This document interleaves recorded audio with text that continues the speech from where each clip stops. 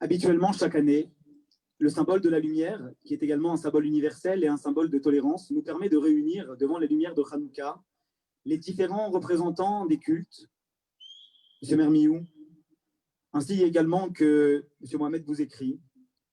J'aimerais, avant de laisser ce micro à notre cher ami, notre cher sénateur de Haute-Savoie, M. Loïc Hervé, avoir une pensée pour M. Mermiou qui nous a quittés la semaine dernière, et pour M. Mohamed Bouzekri qui est en train de se remettre petit à petit du Covid.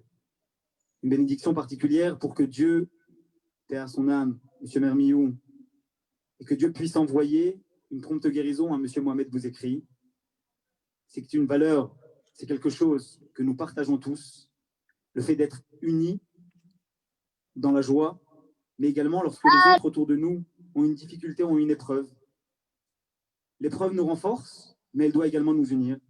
Je laisse maintenant la parole à notre cher ami, M. Loïc Hervé, sénateur de Haute-Savoie.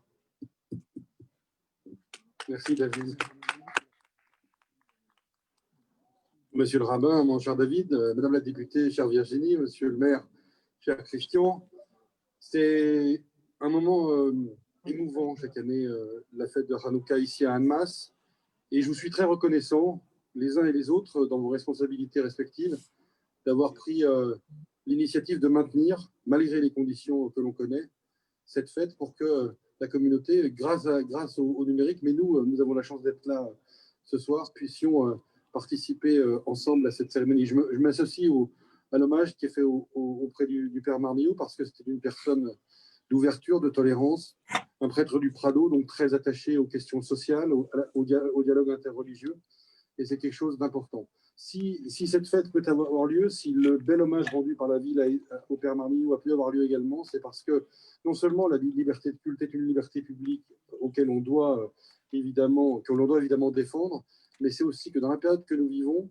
le message de la fête de Hanouka pour le judaïsme, mais qui est aussi le message quelque part de Noël, ce sont des messages qui parlent à l'âme des gens. Et dans les circonstances qui sont les nôtres actuellement, dans une société française qui traverse les difficultés sociales, économiques, où le lien social, le lien entre les habitants est plus compliqué qu'avant, et il faut garder des moments d'espérance, des moments de partage, des moments de joie tels que Hanouka. Il y a dans ce symbole de la lumière, dans cet allumage progressif dans les foyers et dans les familles juives, qui démontre cette marche vers la lumière et vers l'espérance. Et ça, c'est vraiment quelque chose qui est très important. Et partout dans le monde, ce soir, et dans les soirs précédents et les soirs qui viennent, il y aura ces allumages, souvent des allumages d'ailleurs familiaux. Moi, j'ai eu la chance de pouvoir participer à ça dans une famille, et c'est très émouvant. D'ailleurs, une famille que Virginie connaît bien, en Israël.